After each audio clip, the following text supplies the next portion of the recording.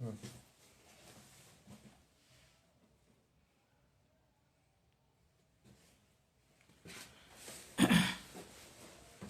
باللہ من الشیطان الرجیم، بسم اللہ الرحمن الرحیم۔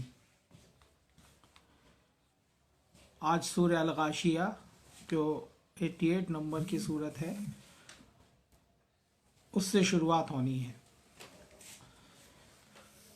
حل اتاک حدیث الغاشیہ،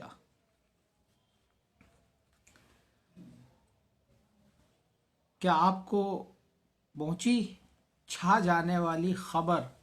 حدیث الغاشیہ، حدیث خبر کے لیے بھی آتا ہے، اس سے بنتا ہے لفظ حادثہ، ایونٹ۔ حدیث بات کے لیے بھی یہ لفظ عربی میں آتا ہے حدیث۔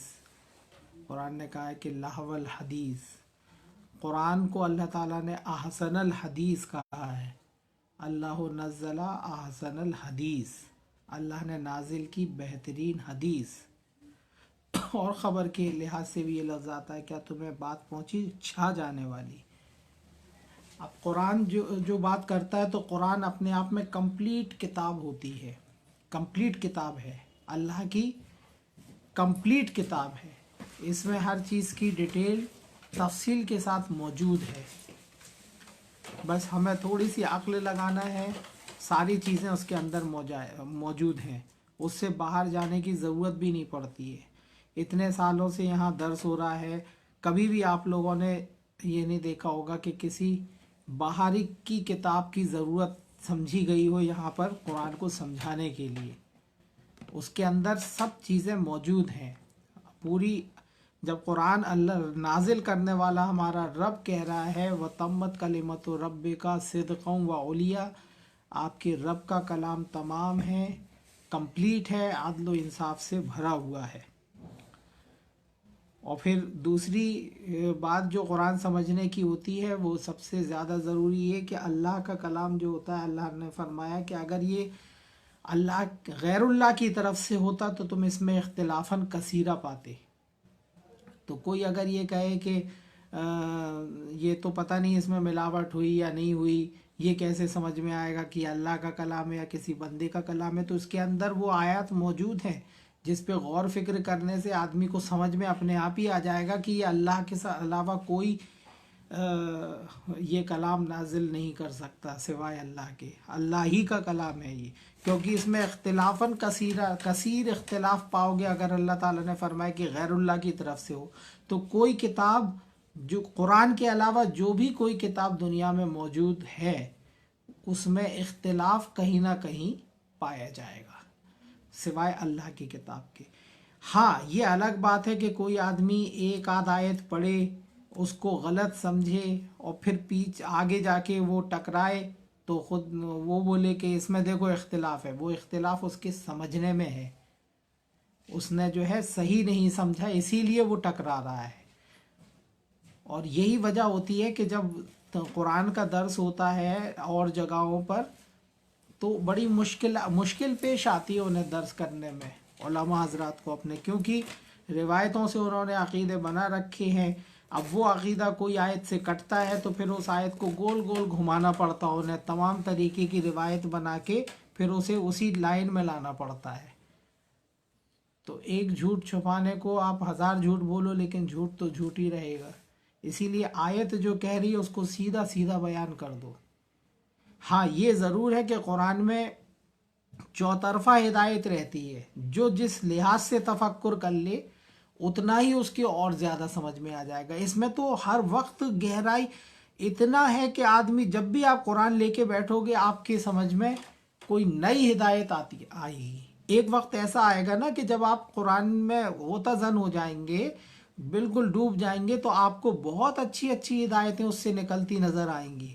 ہر وقت میں ہر دفعہ نئی چیز سمجھ میں آئے گی۔ ایک بار پڑھو گے تو کچھ اور دوسری بار پڑھو گے تو اس سے اور زیادہ ہدایت نکل کے آئے گی۔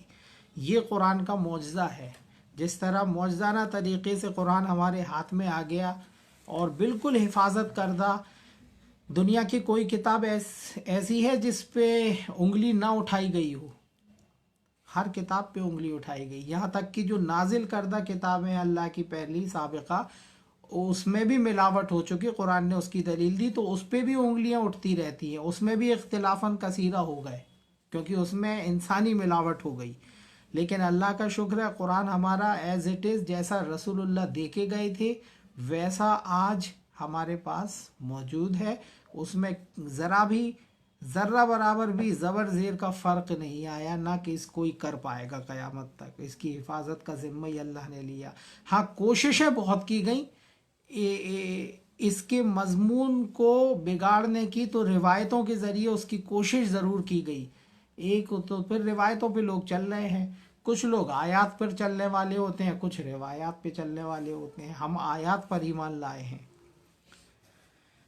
تو یہاں ایک بات فرمائی کہ کیا تمہیں خبر پہنچی چھا جانے والی، غاشیہ، غشا چھا جانا، جو سب پر چھا جائے گی، سب پر آئے گی۔ وہ ظاہر سی بات ہے کہ جو یوم الآخر جس کا قرآن کہہ رہا ہے، آخری اسٹیج جب وہ لانچ جو ہو جائے گی، اچانک سے آ جائے گی وہ، تو پھر اس دن کیا ہوگا، وجوہ یومئذ خاشیہ، اس دن جب وہ لانچ ہوگی، وہ آخری اسٹیج آئے گی، تو اس دن کچھ چہرے خشع، جھکے ہوئے ہوں گے، ذلیل ہوں گے، خاشیتن ہوں گے کچھ چہرے۔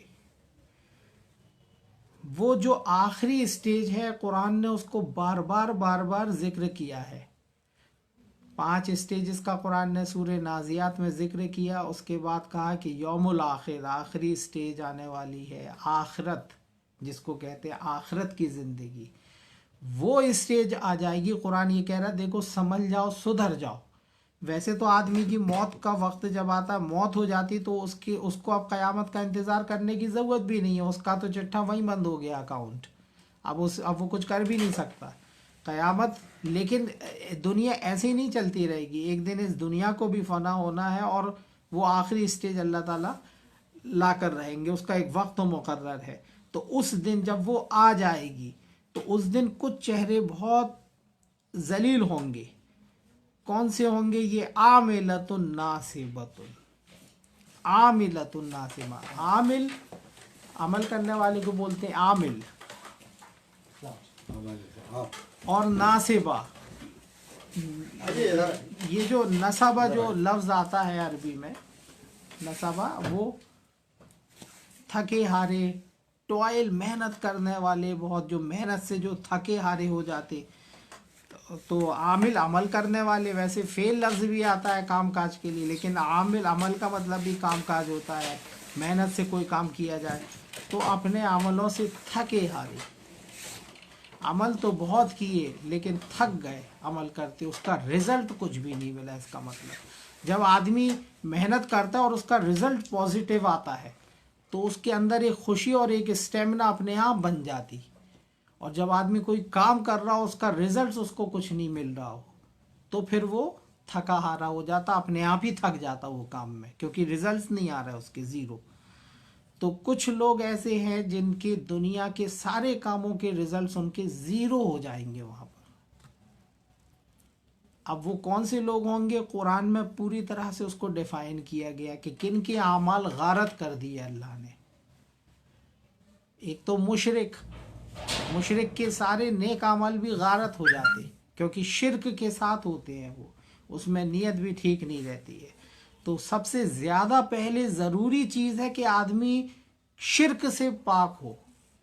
شرک کہتی ہیں اللہ کی ذات میں شریک کرنا، اس کی صفات میں کسی کو برابر سے لا کر کھڑا کر دینا، یا اس کی بات میں شریک کرنا، بات میں بھی تو اس کے حکم میں کسی کو شریک کرنا، یہ بھی یعنی جو جیسا اللہ تعالیٰ حکم دے رہا ویسا کوئی اور بھی حکم کسی کا مان رہے آپ، جیسے اللہ کا حکم مانا جاتا ہے۔ تو اور رسول، اور اللہ خالق ہے، رسول مخلوق ہے، برابر کا تو کہیں سے جوڑ بیٹھتے بھی نہیں ہیں۔ ہاں رسول ایک کیٹیگری ہے، جو بشر ہوتے ہیں، واقعی میں ان کا درجہ جو ہے پوری امت میں، پورے لوگوں میں سب سے اوپر رکھنا چاہیے، اور ہوتا ہے، چونکہ اللہ تعالیٰ پوری دنیا میں سے چنتا ہے ان کو اپنی بات پہنچانے کے لیے، تو اس سے ان کی اہمیت اور ویلیو تو پتہ ہی لگ جاتی ہے۔ لیکن وہ خالق نہیں ہوتے، مخلوق ہی ہوتے ہیں۔ بہرحال ان کو بھی جو بات نازل ہوتی ہے ان کو بھی اس بات کے تابع کر دیا جاتا ہے کہ آپ بھی اس سے الگ ہٹ کے کوئی بات نہیں کہیں گے۔ کاش کی یہ بات ہمیں سمجھ میں آ جاتی کہ اللہ خالق ہے، وہ مخلوق ہے، اور مومن تو اشد حب للہ، شدید محبت ہوتی ہے اللہ سے مومنوں کو۔ اب رسول اللہ سے محبت نہیں ہو، بالکل ہو محبت، ان کی محبت کا ہی تو صلہ یہ ہے کہ ان کے ذریعے جو کلام آیا، ان کی زبان سے جو کلام نکلا اور اس میں کہا گیا کہ یہ اللہ کی طرف سے نازل ہوا اور اللہ نے اس کی حفاظت کی، اس کو ہم مان رہے ہیں برابر سے، اس کو پڑھ رہے ہیں، تو یہ محبت کا ہی تو نتیجہ ہے۔ جس نے قرآن سے محبت کری اس نے اپنے آپ رسول سے محبت کر لی، اور جس نے قرآن کو سائیڈ میں رکھا اس نے رسول کو بھی سائیڈ میں ہی رکھ دیا، کیونکہ رسول واحد ایک کتاب دے کے گئے اور پوری زندگی ان پر جو کتاب یہ نازل ہوئی اور انہوں نے بتایا، اور اتنی ایمانداری سے بتایا کہ ایک ایک حرف رسول وحی کے پہنچانے میں کنجوس نہیں ہے۔ قرآن نے کہا ہے وہ کوئی ایسی بات نہیں ہے کہ وہ کچھ چھپا جائے آپ سے۔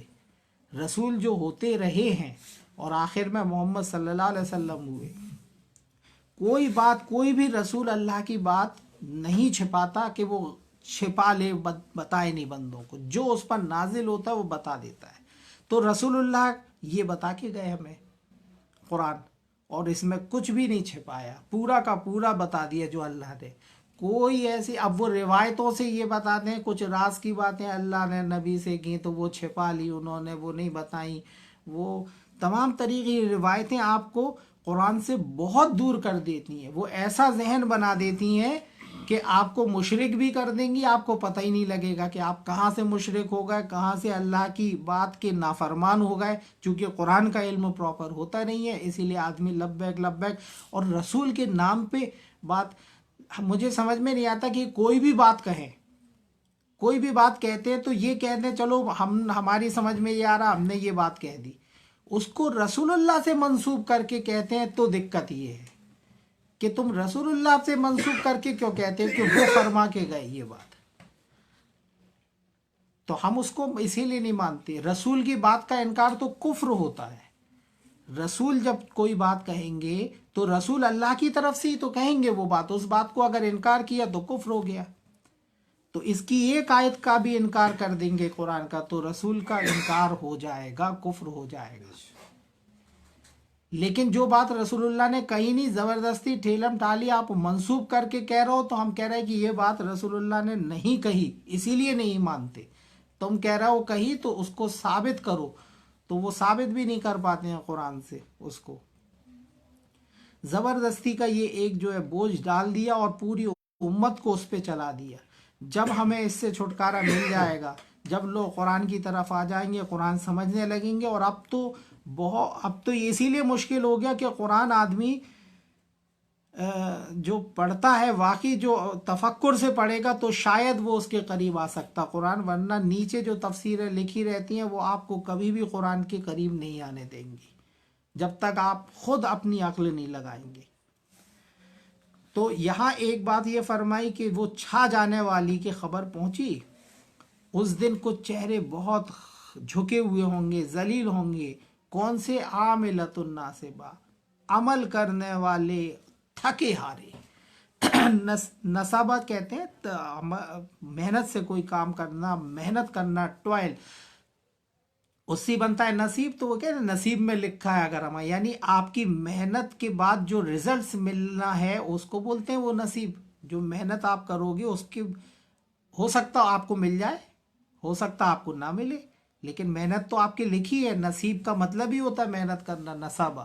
اس کو الٹے طریقے سے لیتے، نصیب میں لکھا ہوگا تو مل جائے گا اور نصیب میں نہیں لکھا ہوگا تو نہیں ملے گا۔ ارے بھائی نصابہ کا مطلب ہی محنت کرنا ہوتا ہے، پھر ملے یا نہ ملے یہ بات ہے۔ اللہ نے اگر لکھا ہوگا تو مل جائے گا آپ کی محنت پہ، نہیں لکھا ہوگا تو نہیں ملے گا۔ عاملۃ الناصبہ اچھے میننگ نکلتے ہیں، اگر آپ عربی پہ دھیان کرو تو بہت ساری باتیں اپنے آپ میں کھل جاتی ہیں۔ عمل کرنے والے، اب دیکھو یہاں سے دو طرفہ ہدایت مل رہی، یعنی کوئی نے بہت سارے عمل دنیا میں محنت کری اور تھک گیا، وہ اس کا ریزلٹس اس کو آخرت میں زیرو ملا، کچھ نہیں ملا، تبھی تو اس کا چہرہ جھکا ہوا ہے، ذلیل ہے وہ۔ عمل اس نے بہت کرے دنیا میں. تو ایک تو یہ ہوتا ہے کہ دنیا کے کام کاج میں وہ لگا رہا، بہت زیادہ لگا رہا، صبح سے لے کے رات تک گدھے کی طرح پیدا رہا، وہ مال مال مال، پیسہ پیسہ پیسہ، بس اس میں اس نے قرآن سائڈ میں رکھا، کبھی اس نے تفکر ہی نہیں کیا کہ اس کا رب کے پاس بھی اس کو جانا ہے. ایک تو وہ بھی ہو گیا. ایک وہ ہو گیا کہ جس نے یہ سوچا کہ اس کے رب کے پاس اسے جانا ہے، لیکن اس نے کبھی تحقیق نہیں کیا اور اپنے عمل جو ہے دن رات وہ جاری رکھے رہا، خوب چلے 40 میں مطلب جو ہے وظیفے سب عمل کرتا رہا، لیکن بنا قرآن کی تحقیق کے وہ سارے عمل کرتا رہا، اس کو فرض مانتا رہا، پوری جو ہے دن رات اس میں لگا رہا، لیکن اس کا رزلٹس اس کے سامنے زیرو آ گیا. آپ نے دیکھا ہوگا نا وظیفے کھینچتے لوگ باگ، 1000 بار یہ پڑھ لو، 5000 بار یہ پڑھ لو، کام ہو جائے گا، کام ہو جائے گا. یہ پتہ نہیں وہ پڑھ کے کیا اللہ تعالیٰ پر پریشر بنا دیتے. اللہ تو دعا کرو اللہ سے، وہ سننا ہوگا، وہ سن لے گا، دعا کا قبول کرنے والا ہے. یا نہیں ہوگی تو نہیں، آپ کے لیے بہتر نہیں ہوگی تو نہیں قبول ہوگی. لیکن یہ وظیفے کھینچ کے تو کیا پریشر بنا رہے ہو کہ اللہ نے کہیں لکھ دیا کہ تم اگر یہ بات 100 بار بولو گے تو مان لیں گے، 1 بار بولو گے تو نہیں مانیں گے. یہ قاعدہ نہیں ہے. یہ وظیفے تو جو ہے شروع سے نہ رسول سے ثابت ہے، خود روایتوں میں بھی نہیں ہے. ارے ہم تو یہ کہتے کہ یہ لوگ اکثر جو روایتیں ماننے کا دعویٰ کرتے ہیں، سو کالڈ حدیث کہتے ہیں اس کو، وہ اس کو بھی پوری طرح سے نہ پڑھتے ہیں نہ مانتے ہیں. یہیں بے ایمانی جھلکتی ہے. اگر ان کو ان کی روایتوں سے بھی سمجھا دو تو بھی کہیں گے کہ تو بھی نہیں مانیں گے. انہیں کرنا وہی ہے من کی، اور یا جو معاشرے میں چل رہا ان کی. وہ قرآن سے کوئی دلیل نہیں لیتے اور روایت سے بھی نہیں لیتے. دعویٰ یہ کرتے ہیں قرآن کو بھی مانتے اور روایتوں کو بھی. ہم تو قرآن پر ایمان لائے، اللہ کی آیات پر ایمان لائے. کوئی قرآن سے کچھ بھی سمجھائے گا، آ کے بتائے گا، سنیں گے، سمجھیں گے، مانیں گے، سجدہ کریں گے آیت پہ. تو فرمایا عاملۃ الناصبہ، عمل کرنے والے تھکے ہارے، تسلا نارن حامیہ، جائیں گے دہکتی ہوئی آگ میں ڈال دیے جائیں گے. تسقا من عین آنیہ، پلایا جائے گا انہیں عین آنیہ. عین چشمہ بولتے ہیں، اور آنیہ یعنی حد پانی کی جو ایکسٹینڈ لمٹ ہوتی ہے، یعنی ابلتا ہوا پانی، کھولتا ہوا پانی پلایا جائے گا ان کو. لیس لہم طعام الا من ضریع، کوئی کھانا نہیں ہوگا ان کے لیے سوائے کانٹے دار پیڑ کے، زراعت کے. کوئی کھانا نہیں ہوگا ان کے لیے سوائے زراعت کے. تو ایسا کھانا لا یسمن ولا یغنی من جوع، جو نہ موٹا کرے گا اور نہ بھوک مٹائے گا. ولا یغنی من جوع، نہ موٹا کرے گا نہ بھوک مٹائے گا. بلکہ قرآن میں دوسری جگہ ہے کہ وہ گلے میں ہی اٹک جائے گا. ایسا کھانا، کھولتا ہوا پانی، یہ ویلکم کے لیے ان کے رکھا جائے گا. یہ ساری اس سے ان کا سواگت ہوگا. وجہ اس کی کیا تھی کہ اللہ کی آیتوں کو نہیں مانتے تھے. اللہ کی آیت کے لیے کتنا فکر مند ہونا چاہیے ہمیں. تو یہ دیکھنا چاہیے نا کہ خود سے بھی سمجھیں. کہیں ایسا نہ ہو کہ کوئی بتا رہا ہے تو اس کے بتانے کے پیچھے پیچھے چلو. کسی کے پیچھے نہیں چلنا ہے. اللہ تعالیٰ نے کہا ہماری آیتوں کے پیچھے چلنا ہے، آیتوں سے وابستگی رکھنا ہے، آیتوں کے پیچھے چلنا ہے، کسی کے پیچھے. یہ ذہنیت ہی خراب ہے کہ کسی مخلوق کے پیچھے چلنا. رسول کے پیچھے چلنے کا مطلب تو یہی ہوتا ہے کہ اللہ کی بات کہہ رہے ہوتے ہیں وہ صرف، اسی لیے ان کے پیچھے چلنا ہے. اللہ کی بات اب ہمارے سامنے موجود ہو گئی، رسول ہمارے سامنے سے جا بھی چکے. قرآن نے کہہ دیا تھا کہ رسول تو بہت، قد خلت من قبل رسول، ان سے پہلے اور بھی رسول آ چکے. وما محمد الا رسول، محمد تو بس اللہ کے رسول ہیں. قد خلت من قبل الرسول، ان سے پہلے اور بھی رسول گزر چکے. افائم ماتا، تو اگر یہ موت آ جائے، انہیں مر جائیں، اور قتلا یا مار دیے جائیں، قتل کر دیے جائیں، تو کیا الٹے پاؤں پھر جاؤ گے؟ رسول تو بہت آئے، واحد ایک رسول نہیں آئے. محمد صلی اللہ علیہ وسلم تو آخری رسول ہے، خاتم النبیین ہے. ان سے پہلے اور بھی رسول آ چکے. تو ہم یہ سمجھیں نا کہ اللہ تعالیٰ اپنی آیات رسولوں کے ذریعے سے پہنچاتا ہے تو وہ کیا کہنا چاہتا ہے، کس کا رنگ چڑھانا ہے ہمیں. وہ آیتیں قرآن کی کیوں سامنے نہیں آتی ہیں کہ صبغت اللہ، اللہ کا رنگ اختیار کرو. ومن احسن من اللہ صبغہ، اس سے بہتر، اللہ سے بہتر رنگ کس کا ہو سکتا، جس کے اوپر اپنے خالق کا، اپنے بنانے والے کا، اپنے رب کا رنگ ہی چڑھ جائے. اور رنگ چڑھنے کا مطلب آپ سمجھتے ہو نا، جس پہ کسی کا رنگ چڑھاؤ تو اسی کا نام اس کی زبان پہ رہتا دن رات، اسی کے بارے میں ہی سوچتا، وہ رنگ چڑھ گیا اس پہ. قرآن پڑھو گے تو اللہ ہی کا رنگ چڑھے گا. اس میں شخصیت پرستی ہے ہی نہیں کہیں کا، نہ کسی بزرگ کا ذکر ہے، نہ ولی کا ذکر ہے، نہ علی کا ذکر ہے، نہ رسولوں کا ذکر. اس لیے کیونکہ رسول کے ذریعے سے ہی تو اللہ بات پہنچاتا ہے، تو رسولوں کا ذکر ہے. ورنہ کسی ولی کا ذکر دکھتا ہے، نہ کسی صحابی کا نام آیا. ہاں ان کے ساتھیوں کا ذکر اچھائی کے ساتھ آیا ہے کہ محمد الرسول اللہ، محمد اللہ کے رسول ہے. والذین معہ، جو ان کے ساتھی ہیں، جو ان کے ساتھ ہے. اشداء علی الکفار، انکار کرنے والوں پر بہت سخت ہوتے ہیں. رحماء بینہم، آپس میں رحم دل ہوتے ہیں. لیکن وہ عقیدہ بھی چینج کر دیا. قرآن یہ عقیدہ بنا رہا ہے کہ آپس میں رحم دل ہوتے ہیں اور انکار کرنے والوں پر سخت ہوتے ہیں. اور وہ کہتے ہیں کہ رسول کے صحابہ میں حضرت عائشہ میں اور حضرت علی میں جنگ ہوئی، باقاعدہ جنگ ہوئی. حضرت معاویہ میں، حضرت علی میں جنگ ہوئی. مطلب یہ کہ چوٹی کے، یہ تو جو جن کو خود ہی کہتے ہیں نا کہ چوٹی کے صحابہ بالکل ساتھ میں رہنے والے، حضرت عائشہ رضی اللہ عنہ تو امہات المومنین ہیں، رسول کی وائف ہیں، اور حضرت علی ان کے داماد ہیں، اور جو ہے چچا کے بھی لڑکے ہیں. ان میں آپس میں پوری جنگ ہوئی باقاعدہ، اور بہت سارے مسلمان. تو ہم کہتے ہیں قرآن تو یہ کہہ رہا ہے کہ آپس میں رحم دل ہے، تو تمہاری روایت کو مانے یا اللہ کی آیات کو مانے؟ اللہ کی آیت کو مانے، رب جو انفارم کر رہا ہے ہمیں وہ مانے، یا تمہاری روایات کے تھرو اپنا عقیدہ بنائے.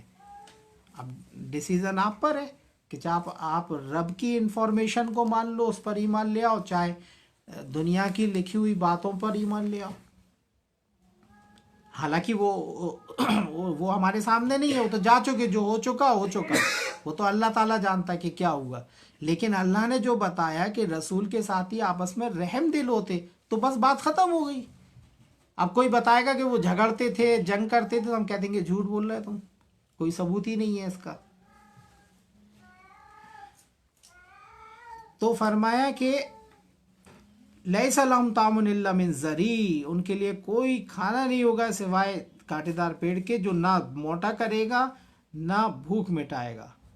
وجوہ یومئذ ناعمہ، اس دن جب وہ دن قائم ہو جائے گا، اس اسٹیج میں کچھ چہرے نعمت بھرے ہوں گے، خوشنما ہوں گے، نائمہ، نعمتوں میں ہوں گے. لسعیہ راضیہ، اپنی سعی، اپنی کوششوں سے وہ راضی کیے ہوئے ہوں گے، راضی ہوں گے. وہ راضیہ یعنی وہ اپنی کوششوں پر بالکل خوش ہوگا ہوں گے. اوپر لکھا تھا عاملۃ ناصبہ، وہ عمل کرنے والے تھکے آرے ہوں گے، ان کا کوئی رزلٹ ہی نہیں ملے گا انہیں، زیرو. اور یہاں پر جو ان کی کوششیں ہوں گی، صحیح ہوگی جو ان کی، وہ اس پر راضی ہوں گے، بہت بہترین رزلٹس ملا ان کو.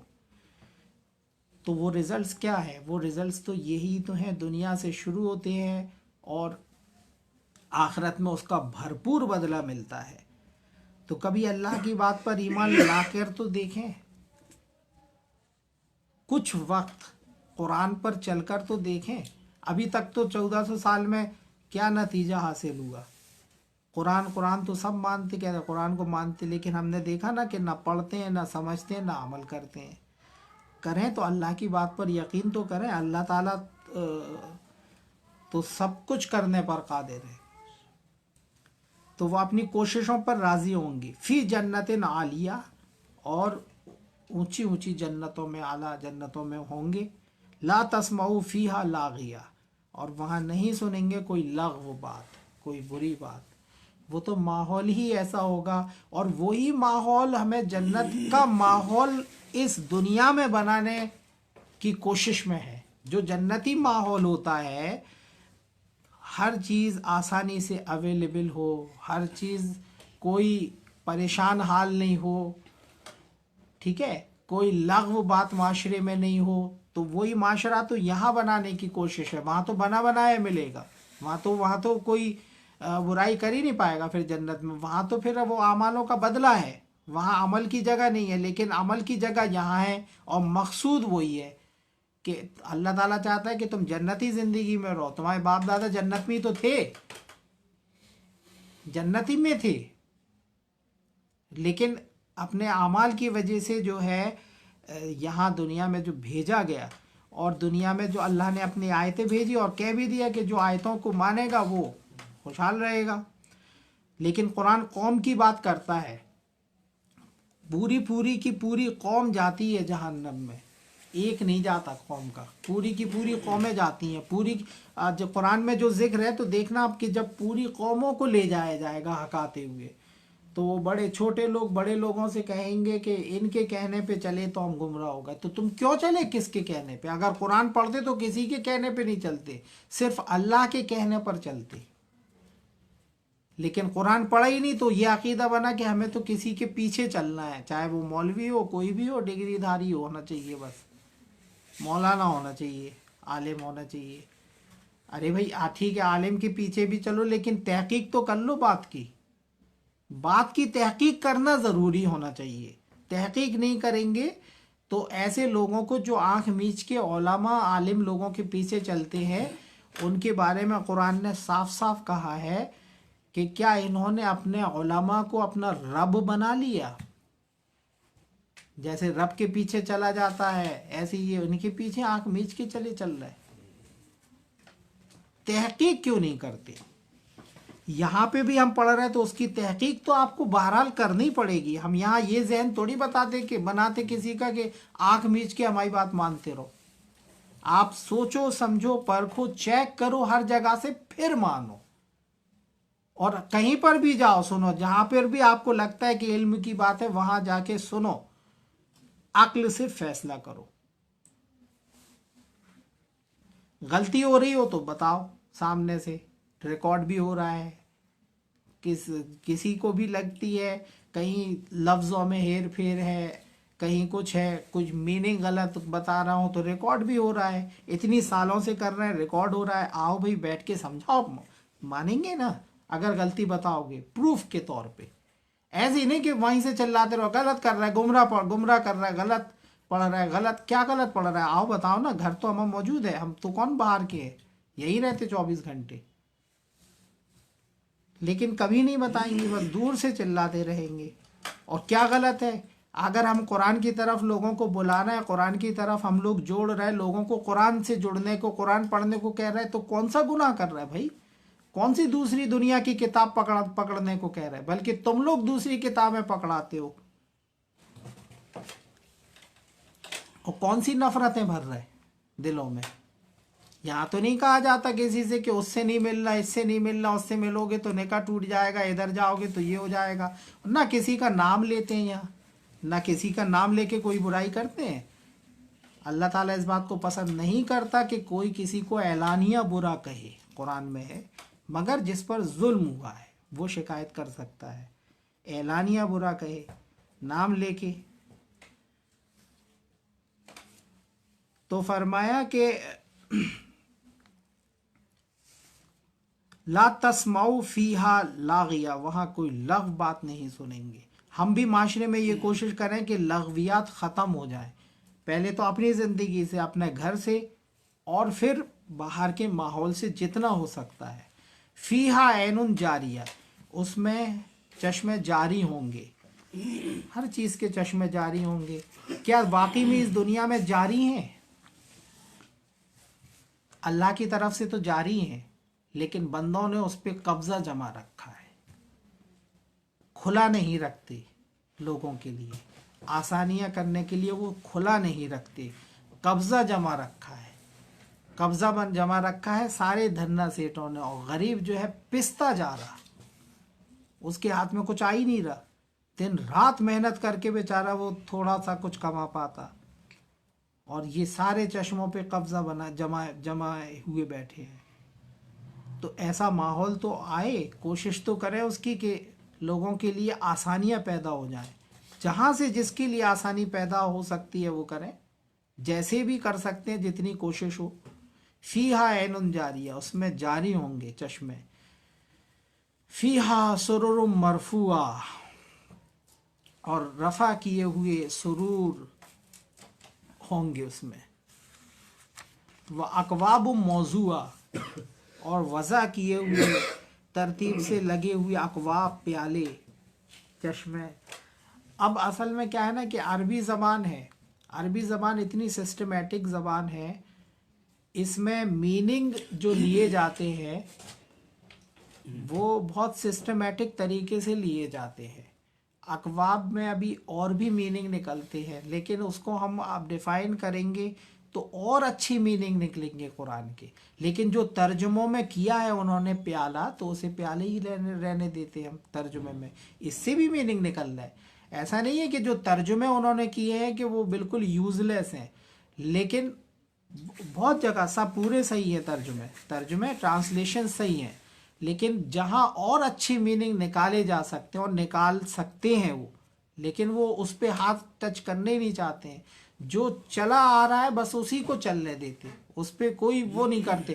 قرآن کے ساتھ زیادتی کر دی ہماری قوم نے، سب نے، ہم لوگوں نے یہ زیادتی کری کہ قرآن جو سوچنے اور تفکر کرنے والی چیز تھی اس کو بنا سمجھے پڑھنے کی عادت بنا لی، اور اگر کوئی سمجھ کے بھی پڑھتا ہے تو اس دائرے سے کبھی باہر نکلنے ہی نہیں چاہتا. ایک تو عربی نہیں سیکھتا، عربی سیکھے اور پھر ہمارے علماء اس میں غوطہ زن ہو اور اس سے بہت ہدایتیں آج کے ٹائم میں نکال سکتے. وہ جو پہلے کے 1400 سال پہلے جو نکال کے دے گئے وہ ہدایت، وہ اس وقت کے لیے صحیح تھی، ٹھیک ہے اس وقت. آج دنیا اور اس سے ہدایت نکال سکتی ہے، اس کے حساب سے دنیا کے آج کے حساب سے اس میں ہدایت موجود ہے. لیکن چونکہ جو اسٹیجز ہیں وہ وہاں پر بیٹھ کے وہ کرنے کی بات ہم لوگوں کو اجازت نہیں ہے. چھوٹے سے کمرے میں بیٹھ کے بات کرتے ہیں چند لوگوں سے، اگر وہ موقع ملے تو وہ ساری جگہ بات پھیل جائے. کیا یہ نہیں کر سکتے یا کہ بیٹھ کے سمجھ کے اس میں سے بہت اچھی ہدایت نکال کے، آج کے دور کی ہدایت نکال کے جمعے میں خطبے میں بیان نہیں کر سکتے؟ کر سکتے، لیکن کرنا ہی نہیں چاہتے. ایسی ہدایت قرآن نکال کے دیتا ہے کہ جو پوری کی پوری قوموں کو اٹھا کے اوپر کھڑا کر دے. بہت اچھی ہدایت رہتی ہیں، اور تمام طریقے کے جو ہے ذہنی جو خرابیاں ہیں وہ دور ہو جائیں گی لوگوں کی، لیکن نہیں کرنا چاہتے ہیں. تو اب انشاءاللہ کچھ جو اس کے اور تھوڑے سے میننگ نکلتے ہیں وہ اس کو انشاءاللہ اگلے ہفتے بتائیں گے، اس میننگ کے ساتھ بتائیں گے جو ترجموں میں ہے وہ بھی، اور اس کے علاوہ جو میننگ نکلتے ہیں وہ میننگ ڈکشنری سے الگ نہیں ہوتے، وہ بنائے ہوئے خود کے میننگ نہیں ہوتے. یہاں کوئی بھی بات بتائی جاتی ہے تو وہ دلیل کے ساتھ، پروف کے ساتھ ہوتی ہے. کوئی چیز اپنے آپ سے ایسے نہیں بتا دی جاتی، ٹھیک ہے، اس کی دلیل رہتی ہے موجود. تو انشاءاللہ اگلے ہفتے جو ہے اس کو قرآن کو آپ خوب ہفتے بھر سمجھ کے پڑھیں، دوسروں تک پہنچائیں اس درس کو، اور انشاءاللہ اگلے ہفتے 12ویں آیت سے انشاءاللہ لیں گے. وآخر دعوانا الحمدللہ رب العالمین.